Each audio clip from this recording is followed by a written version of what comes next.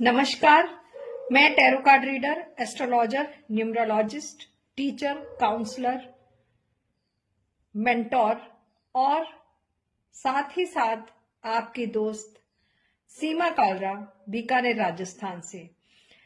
आज से हम शुरू कर रहे हैं सीरीज 1 से लेकर 9 तक कैसा रहेगा न्यूमरोलॉजी के हिसाब से 2026 में नंबर 1 से लेके 9 तक कैसा भविष्य रहने वाला है, क्या करना चाहिए, कौन से उपाय करने चाहिए जिनसे कि हमारी ग्रोथ हो, हमारा जो हेल्थ है वो अच्छी हो, हमें वेल्थ की भी बहुत अच्छी प्राप्ति हो और मान सम्मान भी बढ़े। 2000 कुल मिला के 2026 हमारा बढ़िया से बढ़िया जाए और क्या हमें ऐसे उपाय करने चाहिए कि जिससे हम 2026 में ग्रोथ कर सकें।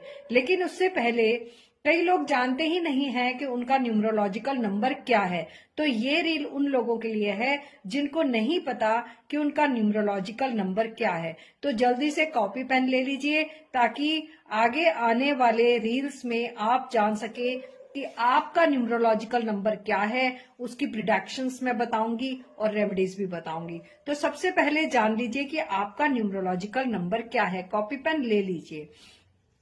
सबसे पहले देखिए कि आपकी बर्थ डेट क्या है, आपका महीना कौन सा है जिसमें आपका जन्म हुआ था और आपका सन कौन सा है जिसमें आपका जन्म हुआ था।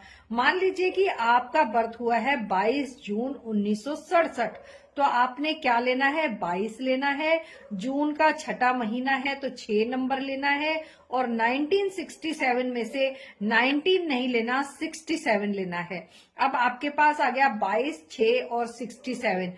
इन तीनों में आप प्लस का साइन कर लीजिए और तीनों को आप कैलकुलेट कर लीजिए। एक फिगर आपके सामने आ जाएगा। लेकिन यहां तक ही बात बनेगी नहीं, हमें पता करना है कि 19 हमारा 2026 कैसे जाने वाला है। अब आप गूगल पे कैलेंडर निकाल लीजिए और देखिए कि आपका ये 22 जून कौन से दिन को आ रहा है। सोमवार को आ रहा है, शनिवार को आ रहा है, मंगलवार को आ रहा है या इतवार को आ रहा है। कौन से दिन को आपका जो बर्थ है वो आ रहा है।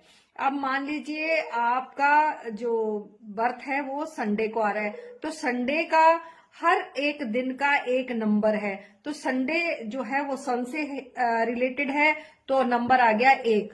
अब आपने जो टोटल किया था उसमें 1 भी जोड़ ले।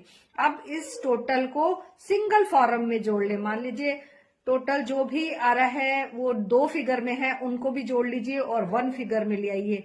ये जो 1 फिगर है 1 से 9